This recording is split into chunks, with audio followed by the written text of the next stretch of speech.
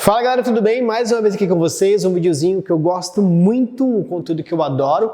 Conforme eu disse para vocês, a nossa aula de renascimento, de idade moderna, nós dividiríamos as frentes. De um lado epistemologia, do outro política. Epistemologia a gente tratou nos últimos 3 vídeos, né? Porque o Kant entra nesse campo, tá? Agora, a partir de agora foi tudo bem, Deus abençoe, né? A partir desse momento eu começo com vocês tratando de política moderna. Tal como eu disse com vocês lá em epistemologia, enquanto esses fenômenos políticos estão aqui acontecendo, a ciência também está acontecendo em simultâneo, tudo bem? Vamos ver um pouquinho aqui? Olha só, né? Nesse nosso bate-papo, a gente vai falar um pouquinho sobre o surgimento dos estados centralizados. Quando a gente fala sobre estados centralizados, a gente está falando sobretudo, pessoal, da concentração do poder nas mãos de um monarca. E a concentração do poder nas mãos de um monarca é fruto de um longo processo de desenvolvimento na Europa. Essa centralização, ela se constitui, só para a gente pensar, desde o finalzinho, ou esse interesse, perdão, desde o finalzinho da Alta Idade Média. Na verdade, desde o século IX, a gente tem interesses de nobres europeus ampliarem os seus feudos, serem reis sobre vastos territórios. Isso sempre teve na natureza do poder. Agora, por outro lado, isso era muito difícil, visto que a gente tinha muita insegurança, muitos conflitos, muitas guerras, muitas violências. A partir do século XII, a gente teve o surgimento da classe burguesa, conforme a gente já tratou. E a burguesia tinha um problema, cara, muito, mas muito sério. A burguesia saiu de um feudo e ia para o outro, por exemplo, e ao venderem os seus produtos, ou de uma região para outra, de uma região de comércio para outra, tinha problemas como cada lugar tinha uma moeda única, cada lugar tinha uma unidade de medida diferente.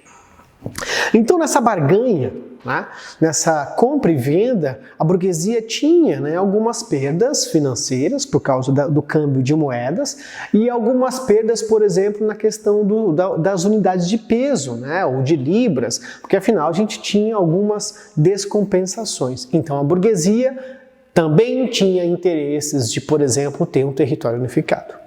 Então, de um lado, a nobreza sempre quis ter esse território unificado, uma nobreza forte, do outro lado, a burguesia passava a ter. Acontece que, a partir da Baixa Idade Média, o mundo fica mais comercial e menos agrário, lentamente, tá? Não vai achar que é da noite para o dia. Mas cada vez mais a burguesia e o mundo do comércio substituem em poder financeiro a nobreza e o mundo do campo. Então juntou a vontade da burguesia, mais a vontade da nobreza e casaram um pouquinho, casaram bem pouquinho, tá? A gente vai ter uma burguesia e a nobreza se fundindo por um interesse em comum. Qual é o interesse em comum? Unificar território. É assim que surgem os estados centralizados. Alguns termos que a gente também pode dar para isso são estados nacionais. Esses estados centralizados ou estados nacionais precisavam proteger os seus súditos. Então, em consequência disso, a gente teve o surgimento dos exércitos profissionais. E o que são os exércitos profissionais, amados? São indivíduos pagos pelo Estado para proteger um vasto território. Vamos lembrar uma coisa bem básica? Qual era a função do senhor feudal na Idade Média? Proteger os seus servos.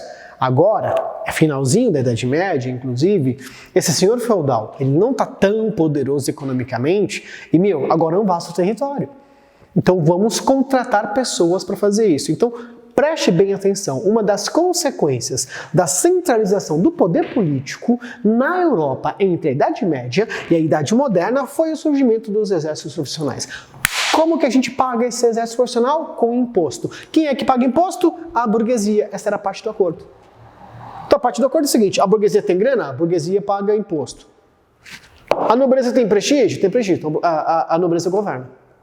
Percebeu a ideia? A burguesia não participa do poder, mas ela está em conformidade com esse poder, porque a burguesia está ganhando com isso. É uma primeira conquista da burguesia, né? Vai chegar uma hora que a burguesia vai ficar pistola, e fazer, só eu pago imposto? Não posso participar da política. Mas esse é um processo que vai acontecendo ao longo dos séculos, que a gente já vai tratar. Tudo bem? Bom, primeiro estado centralizado da Europa, Portugal. Tá? Portugal, entre 1383 e 1385, a gente vai ter um episódio chamado Revolução de Avis. A Revolução de Avis marca o início da dinastia de Avis, João de Avis, o João que é vinculado, João parece o João Brother, tá ligado? O João que é vinculado à burguesia portuguesa e à média e baixa nobreza portuguesa. Né? A gente vai ter o fim de uma dinastia em 1383, e aí tem uma disputa, né? E aí, vamos ficar com a Espanha ou vamos ter um novo rei? Vamos ter um novo rei. E assim surge o primeiro Estado centralizado da Europa. Inclusive, queridos, para você que está notando, é essa condição que colabora para o pioneirismo português. Porque, ó, se em 1385 a gente vai ter a Revolução de Avis, 30 anos depois, em 1415, Portugal conquista Ceuta no Marrocos. Caramba, a conquista de Ceuta no Marrocos representa, dentre outras coisas, o início das grandes navegações. Percebeu? E ó, lembrem sempre, né? Para que eu conquiste o novo mundo, para que eu conquiste o oceano, eu preciso dominar a ciência, a epistemologia, igual a gente tem tratado nos vídeos passados. Ok? Tranquilo? Olha só uma coisa bem curiosa que eu começo com vocês e a gente continua nos próximos vídeos. O Estado centralizado europeu, ele se divide em duas possibilidades. Ou ele pode ser chamado de Estado moderno, ou ele pode ser chamado de Estado absolutista.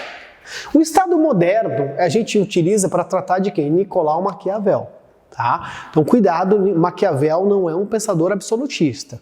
Os absolutistas vão lê-lo, vão gostar dele, vão ter influência dele, mas ele não é absolutista, ele é moderno. Tá bem? Nicolau Maquiavel, uma figura, um florentino, Península Itálica, nasce no século XV e morre no século XVI. Ele defende uma forma de Estado focado, né, no racionalismo e na laicidade. Tá?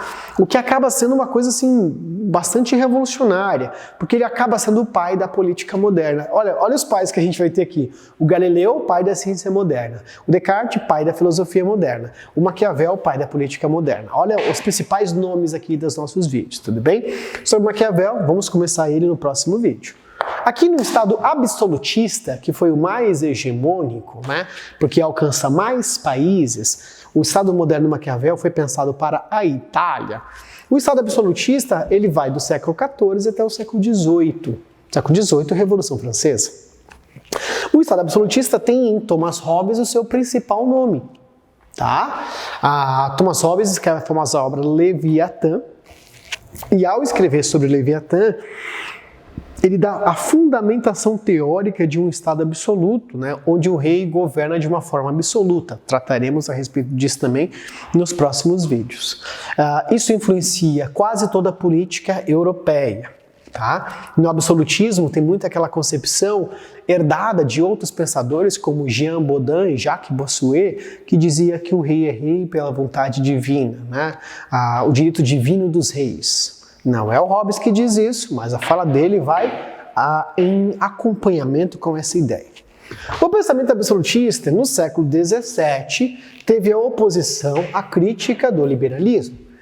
O liberalismo dizia que, na verdade, os indivíduos eram livres pelo nascimento e que os indivíduos, dentre outras coisas, deveriam compor o Estado. E o Estado deveria estar a cargo dos indivíduos. Principais nomes do liberalismo: John Locke e Adam Smith. Adam Smith focado um pouco mais na economia. Então, amados, olha só, o liberalismo critica o absolutismo. Oposição. E o liberalismo influencia o iluminismo. E aí, uma coisa básica. Se o liberalismo critica um e influencia o outro, então eu posso afirmar que o iluminismo combate o absolutismo. De novo, se o liberalismo critica o absolutismo e ele influencia o iluminismo, eu posso dizer que o iluminismo combate o absolutismo. E é graças ao pensamento iluminista que a gente vai ter, amados, o fim do antigo regime, ou melhor, o fim do absolutismo. Eu coloquei Voltaire e Montesquieu, mas deixa eu só acrescentar um autor para vocês aqui, né, para ficar mais completo, para você falar assim, meu Deus, o Biro não falou dele. E o Rousseau, tá bem? Bom, o iluminismo, trazer as luzes, vai combater a ideia de que o poder do rei é absoluto, tal como pensavam os absolutistas, ok? Do iluminismo, que combate o absolutismo, mais uma vez, a gente vai ter o surgimento de algumas revoluções ou episódios que vão marcar não apenas o fim do absolutismo, mas o fim da Idade Moderna. E lembrem sempre, enquanto tudo isso está acontecendo, a epistemologia está acontecendo também. Exemplo, o Kant está dentro do iluminismo. Exemplo, o Locke no liberalismo é o Locke do empirismo que a gente tratou. O Spinoza está aqui no século XVII, o David Hume está aqui no século XVIII. O Descartes está aqui no século XVI e no século XVII.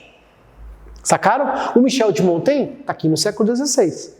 Olha as coisas se concatenando, as coisas se casando, tá? E aí, para terminar o nosso videozinho, né, essas evoluções iluministas dão aquilo que a gente vai chamar também de revoluções burguesas, que é, no caso, a independência dos Estados Unidos, a Revolução Industrial e a Revolução Francesa. Uma coisa fundamental é que a primeira revolução iluminista política do século XVIII não se deu na Europa. Embora o iluminismo nasça na Europa, sobretudo em Inglaterra e depois em França, a primeira revolução iluminista se dá na América.